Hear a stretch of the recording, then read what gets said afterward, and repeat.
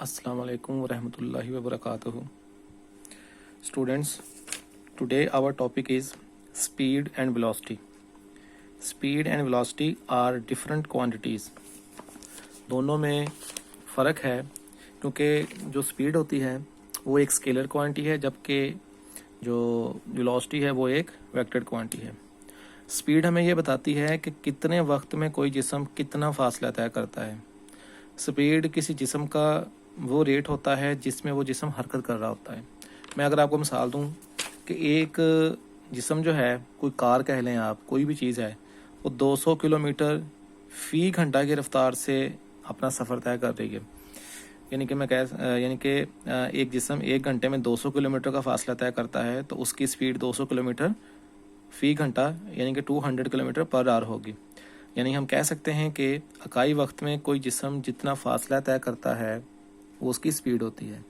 अगर एक जिस्म एक घंटे में 200 किलोमीटर का फासला तय करे तो 200 किलोमीटर फ़ी घंटा यानी 200 किलोमीटर पर आवर उसकी स्पीड होगी।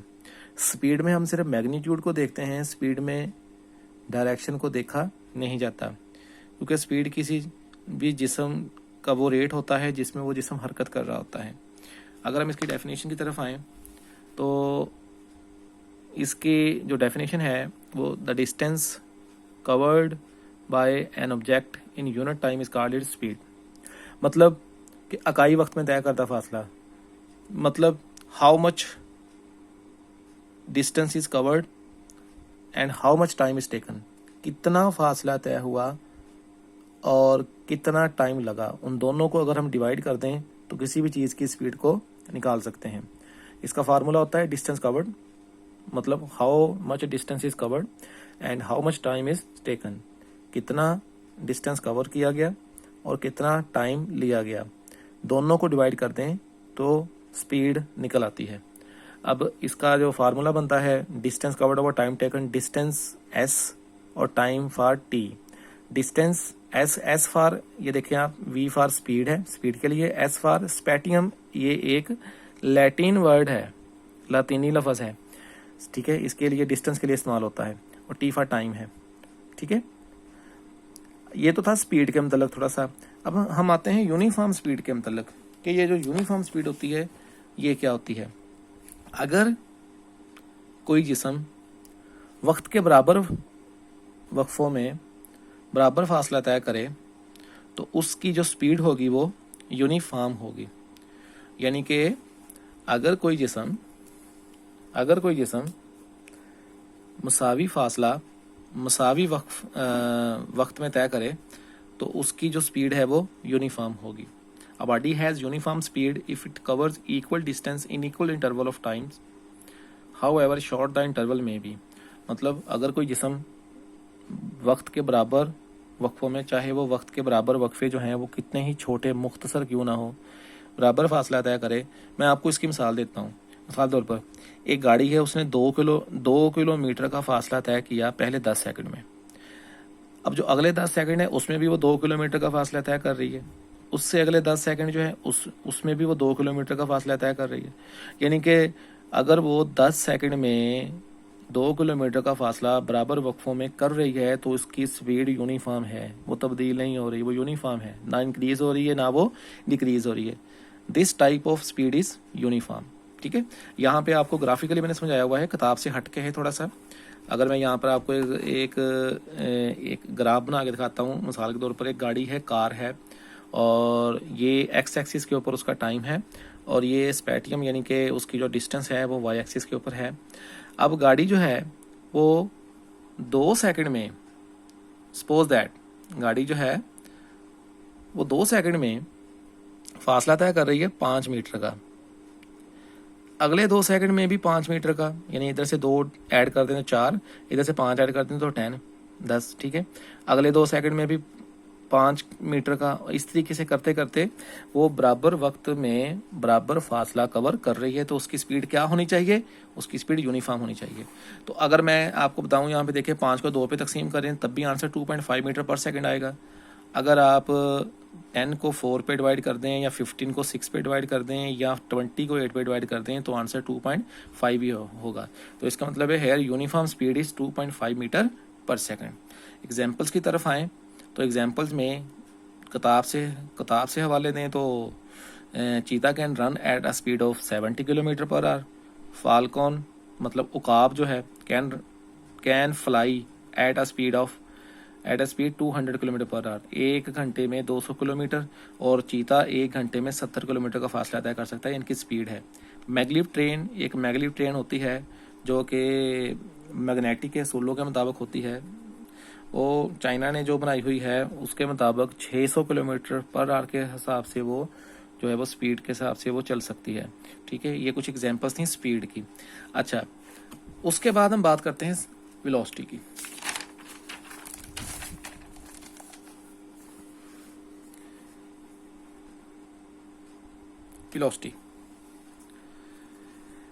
वेलोसिटी क्या है?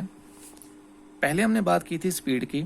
स्पीड हमें सिर्फ मैग्नीट्यूड बताती है, किसी भी जिस्म का वो रेट जिसमें वो हरकत कर रहा होता है। लेकिन वेलोसिटी हमें किसी जिस्म की स्पीड के साथ साथ उसकी डायरेक्शन भी बता रही होती है कि वो किस डायरेक्शन में मूव कर रहा है। यानी कि हम कह सकते हैं कि स्पीड एक स्केलर क्वांटिटी है तो वेलोसिटी एक वेक्टर क्वांटिटी होगी। स्पीड इन्हिसार करती है डिस्टेंस के ऊपर, जबकि वेलोसिटी इन्हिसार करती है डिस्प्लेसमेंट के ऊपर।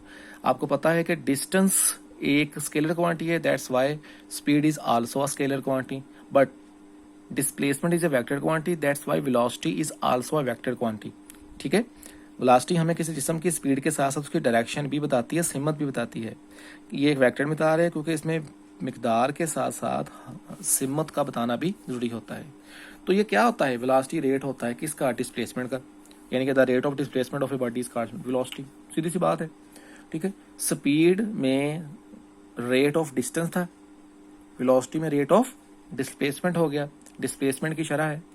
ठीक है, यानी कि how much displacement is change, how much time is taken, कितने वक्त में कितना डिस्प्लेसमेंट चेंज हो, उसको दोनों को डिवाइड कर लें तो वेलोसिटी आ जाती है। वेलोसिटी बराबर होती है displacement over time. Displacement delta D में लिखा हुआ है, change in displacement over time taken. Displacement को हम मीटर में इज़हार करते हैं, टाइम को सेकंड में इज़हार करते हैं, तो मीटर ओवर सेकंड करेंगे। मीटर पर सेकंड जो है ये क्या है? ये SI यूनिट है किस चीज़ का? वेलोसिटी का। ये एक वेक्टर क्वांटिटी होती है। सपोज कर लें यहाँ पे कार है, ठीक है, और वो इब्तदाई वेलोसिटी से जा रही है। अब मैं कहता हूँ कि वो कहाँ से कहाँ तक जा रही है? वो जा रही है ईस्ट से वेस्ट की जानब। अब यहाँ पे मैंने उसका जो मैग्नीट्यूड है उसके साथ साथ उसकी डायरेक्शन भी बता दी है। अगर मैं इसकी स्पीड लिखूं कि वो क्या है, 10 मीटर पर सेकंड की स्पीड से जा रही थी, आफ्टर 10 सेकंड के बाद उसकी स्पीड हो गई 20 मीटर पर सेकंड, और वो कहाँ से कहाँ तक है? ईस्ट टू वेस्ट गई है, यानी कि उसकी स्पीड भी चेंज हुई है। तो वो तो अगला टॉपिक है ना, एक्सेलेरेशन में हम देखेंगे स्पीड कैसे, वेलोसिटी कैसे वेलोसिटी चेंज हुई है, तो वेलोसिटी चेंज होने से एक्सेलेरेशन कैसे हासिल होता है। तो एक तो उसकी वेलोसिटी है चीज़ की, वेलोसिटी के साथ साथ वो ये भी हम यहाँ पे ज़ाहिर हो रहा है कि वो कहाँ से कहाँ तक जा रही है। ठीक है, जैसे हमने यूनिफॉर्म स्पीड की बात की थी, ऐसे ही यूनिफॉर्म वेलोसिटी भी होती है।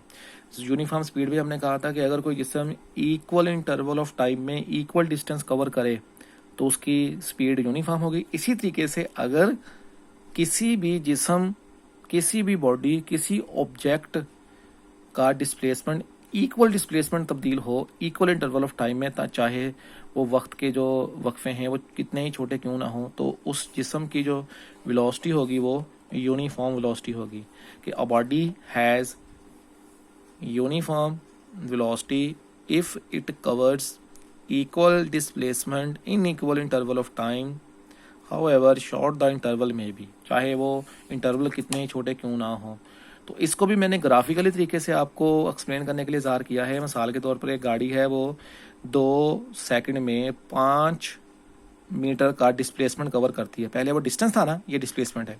फिर अगले 2 सेकंड में अगले 5 मीटर का डिस्प्लेसमेंट कवर करती है, तो उसकी जो वेलोसिटी होगी वो यूनिफॉर्म होगी, क्योंकि इक्वल इंटरवल ऑफ टाइम में इक्वल डिस्प्लेसमेंट कवर हो रहा है। 5 को 2 पे डिवाइड करें 2.5 मीटर पर सेकंड उसकी यूनिफॉर्म वेलोसिटी, 10 को 4 पे डिवाइड करें तो 2.5 मीटर पर सेकंड उसकी इक्वल क्या है? वेलोसिटी है, मतलब यूनिफॉर्म वेलोसिटी है। एग्जांपल मैंने यहाँ पे एक पुट की है कि paratrooper comes down with uniform velocity, paratrooper नीचे आते हुए यूनिफॉर्म वेलोसिटी के साथ नीचे आते हैं। इसके अलावा एक दायरे में अगर कोई जिस्म मूव कर रहा है तो एक तो उसकी स्पीड जो है वो तो स्पीड के साथ वो जा रहा है, लेकिन कॉन्स्टेंटली मसलसल उसकी डायरेक्शन भी चेंज हो रही है। दैट्स वाई हम कह सकते हैं कि वो डिस्प्लेसमेंट को कवर कर रहा है, तो उसकी जो वेलोसिटी है वो उस दायरे के अंदर स्पीड के साथ साथ वो वेलोसिटी भी कवर कर रहा है। ठीक है, दोनों टॉपिक्स को मिला लें तो यहाँ पे हम इन दोनों टॉपिक्स को मिलाकर इसका डिफरेंस मालूम कर सकते हैं। अगर मैं वैसे आपको बताऊँ तो मिसाल के तौर पर स्केलर क्वांटिटी कौन सी है, डिस्टेंस की वजह से स्पीड, वेक्टर क्वांटिटी कौन सी है, डिस्प्लेसमेंट की वजह से वेलोसिटी। ठीक है, स्पीड में सिर्फ मैग्नीट्यूड को ज़ाहिर करते हैं, वेलोसिटी में मैग्नीट्यूड के साथ साथ हम उसकी डायरेक्शन को भी ज़ाहिर करते हैं। ठीक है, स्पीड ज़ीरो नहीं हो सकती, ना स्पीड नेगेटिव हो सकती है ना ही पॉजिटिव हो सकती है। ठीक है, और जो स्पीड होती है, जो वेलोसिटी होती है वो नेगेटिव और पॉजिटिव दोनों हो सकती हैं, और उसके साथ साथ स्पीड जो है वो वेलोसिटी जो है वो ज़ीरो भी हो सकती है। ठीक है, अब इसके कुछ डिफरेंस मैंने आपको यहाँ पे निकाल के दिखाए हैं। उसमें आप देख सकते हैं कि रेट ऑफ मोशन स्पीड होता है, जबकि रेट ऑफ डिस्प्लेसमेंट क्या होता है, वो वेलोसिटी होती है। स्पीड एक स्केलर क्वांटिटी है, वेलोसिटी एक वेक्टर क्वांटिटी है। Speed can never be zero, ना पॉजिटिव और negative. Velocity can be zero, positive भी हो सकती है नेगेटिव भी हो सकती है। हैज़ ओनली मैग्नीट्यूड, और वेलोसिटी में मैग्नीट्यूड के साथ साथ डायरेक्शन भी हो सकती है। ये छोटी सी दो टर्म्स थी, आई होप आपने उसको अच्छे तरीके से अंडरस्टैंड कर लिया होगा। अल्लाह हाफिज़।